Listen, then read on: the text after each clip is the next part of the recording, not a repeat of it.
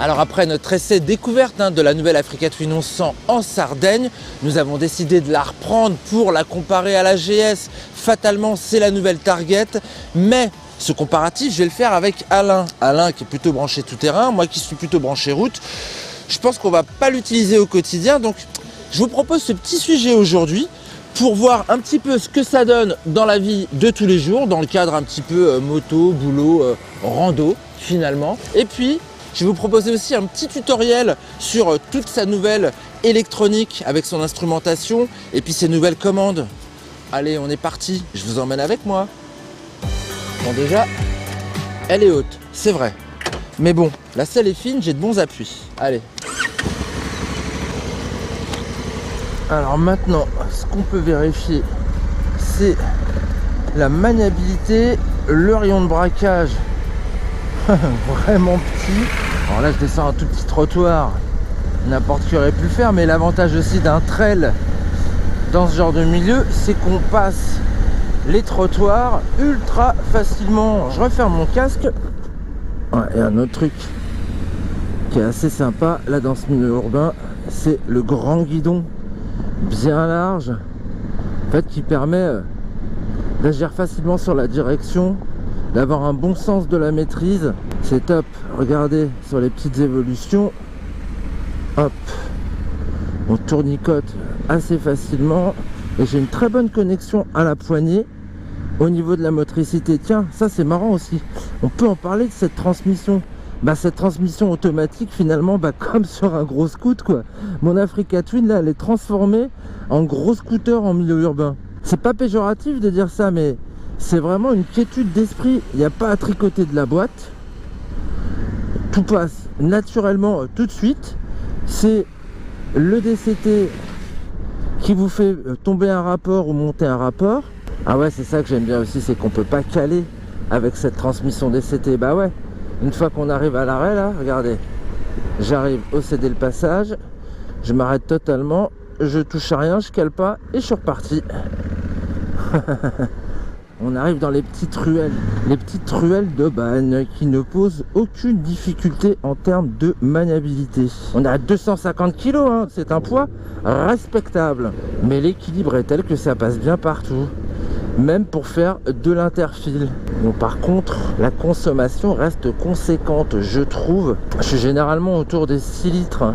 Ah, et là, même sur une chaussée défoncée, aucun souci. Ça gomme bien au niveau des suspattes, c'est agréable. Quelle souplesse.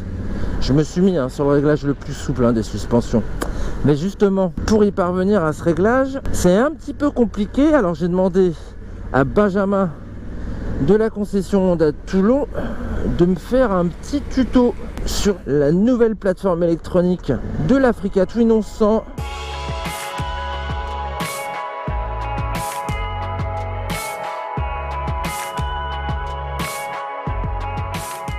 Alors on est avec Benjamin Bolvin à la concession Honda de Toulon, TMR. Benjamin, je ne sais pas si c'est l'âge de la maturité pour l'Africa Twin, mais je dirais que c'est plutôt la puberté avec tous ces boutons là. Explique-nous comment ça fonctionne. Déjà, qu'est-ce qu'on peut régler tactilement? Alors tactilement, on va pouvoir régler énormément de choses, mais ça va dépendre du mode de l'écran. Et là, quand je vais sur le 4, c'est là où ça devient intéressant. Je vais pouvoir gérer énormément de choses. L'ABS, connecté, déconnecté, l'anti-patinage, l'anti-wheeling, la précharge, donc un conducteur, passager, ainsi de suite, et le mode gravel. Et ça marche avec les gants. Et ça marche avec les gants. Ça c'est important. Pour rappel, le mode gravel, c'est celui qui t'aide un petit peu à passer partout en tout terrain. C'est ça. Mais moi, si je veux régler ma réponse moteur, là, le P, le frein moteur, le EB, ou alors les suspensions électroniques, je fais comment? Il faut rentrer dans les menus. Quand on est sur le mode, on va dire préenregistré, on va avoir tous ces indicateurs qui sont déjà enregistrés. Donc là, en fait, si je comprends bien, excuse-moi, sur les modes hors route, urbain et cyclotourisme, là, je peux faire varier finalement quoi? Anti-patinage, anti-wheeling, la précharge, mode gravel ou pas. D'accord. Après, j'ai un mode qui va être utilisateur 1, utilisateur 2, où je vais pouvoir tout modifier. Le but, c'est d'avoir des modes qui sont adaptés à la circulation urbaine, pour la route, hors route, ainsi de suite. Et après, on se crée sa vraie moto. On se crée sa moto personnelle avec sa puissance, son frein moteur, son anti-patinage, son niveau de précharge. On fait vraiment ce qu'on veut. Alors, tu rentres dans le menu avec le gros bouton du haut. À je rentre dans le gauche. menu, voilà, exactement. Ok. Je rentre dans le menu avec ce gros bouton-là, d'accord.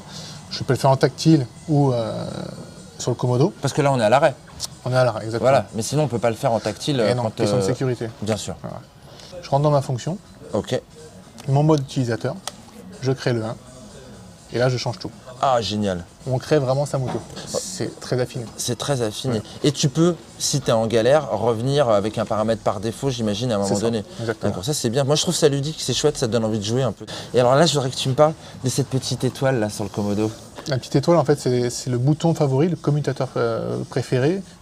Par défaut, il est sur l'anti-patinage, mais après, on peut mettre d'autres choses. Le traction control, c'est vraiment le truc que tu vas avoir besoin de modifier en direct. Et c'est bien qu'il soit là comme ça, c'est cool quoi. Maintenant, il y a encore un bouton là sur le Komodo droit. Ici, dans les fonctions, je vais pouvoir modifier donc, les poignées chauffantes, je vais pouvoir modifier Mon éclairage, l'éclairage exactement et le volume qu'on va avoir au casque. puisqu'on peut connecter entièrement avec la fonction Apple CarPlay en plus. C'est ça. Voilà, ça c'est quand même super sympa. En plus des appels, on a les informations du GPS. C'est quoi alors cet éclairage là auto désactivé? C'est quoi cette Alors fonctionnalité? ça, c'est vraiment sympa. Je vais avoir en fait, en fonction de la luminosité extérieure, Ouais. une modification de l'éclairage des phares. Donc on passe du code au feu de route, ça va varier en fonction de la luminosité, comme le fait l'écran. On a vraiment une machine qui, au premier abord, paraît vraiment très complexe, parce qu'il y a beaucoup d'informations, et finalement, quand on rentre dans le menu, on se rend compte qu'une fois qu'on a paramétré son véhicule, tout est très simple. Parce que le principe de l'Africa, il ne faut pas l'oublier, dans l'historique même de l'Africa, c'est quand même une machine qui est faite pour l'off-road. Aujourd'hui, on l'utilise pour le quotidien, mais on peut tout déconnecter. Tu m'as donné envie d'y aller. C'est parti. C'est cool.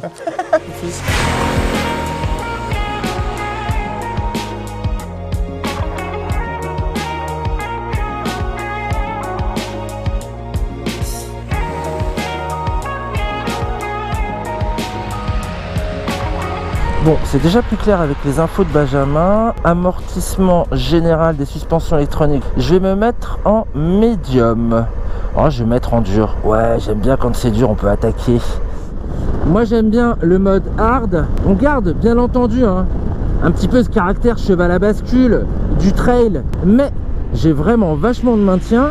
Et ce que j'aime également sur l'angle, voilà, c'est que déjà, on peut en prendre pas mal, hein, elle est haute la bécane.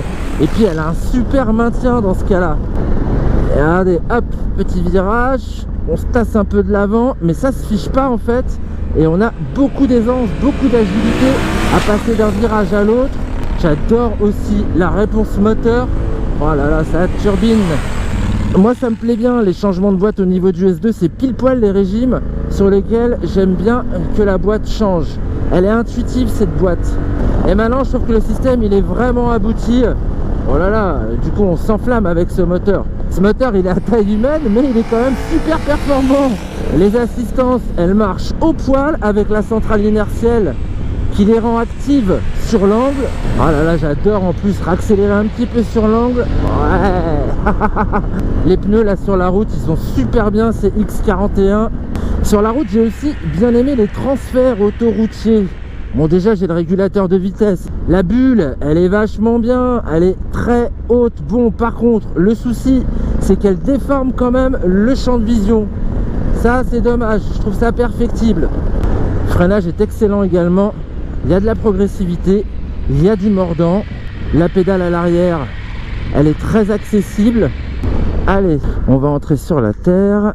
On a un beau petit chemin qui s'offre à nous. Alors je pourrais mettre sur le mode spécifique hors route ou alors même sur le mode gravel, mais moi je préfère encore me faire un truc à la carte. Alors ma puissance moteur en TT, j'aime bien avoir des watts, j'aime bien avoir du frein moteur aussi, je vais le mettre au max.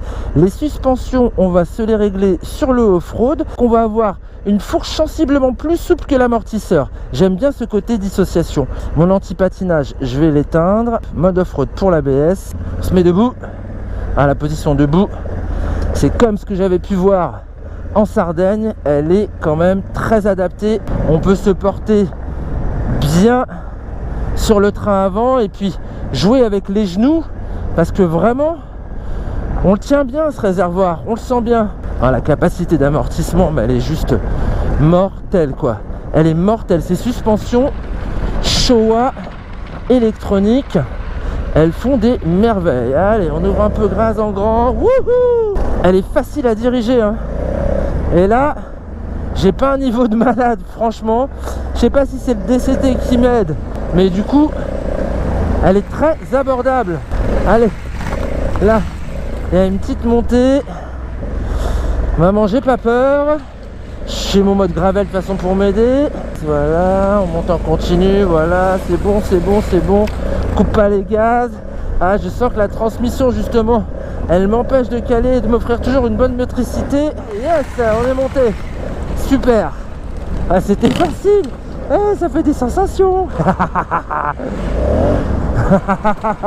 J'adore. En effet, ça s'entend. Ce haut de gamme Adventure Sport DCT et suspension électronique se négocie contre la somme de 19 299 €. Une coquette somme certes, mais rassurez-vous, en boîte mécanique et suspension classique, le modèle standard démarre à 14 499 €. Maintenant, avec de tels arguments et ce tarif, on voit qu'elle vise ouvertement un célèbre twin germanique, comparatif à suivre.